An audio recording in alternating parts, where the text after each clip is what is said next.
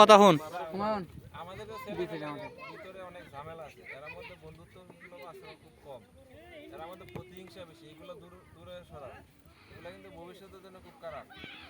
কারণ এটা খেলার মাঠ, সবাই মিল্লা জিল্লা এই সে গেল, কেউ ভুল করবো আরেকজন এটা সমাধান করে নিতে হবে। এখন যদি একটা ভুলে ধরে সবাই টানাটানি করে তখন কি এটা সমাধান হবো না? এগুলো মন মানসিকতা চেঞ্জ করতে হবে। হ্যাঁ, এই মাঠ তো একটাই, 20 জন 30 জন এটাতে মিলে ছিল খেলতে হইব, সিস্টেমে যাইতে হইব। অনেক সময় অনেক ধরনের কথা কই একটু শাস্তিমূলক 5 মিনিট 10 মিনিট এরকম করা হয়েছে দেখছি, এটা একটা বালায়া শিক্ষা নিয়ে।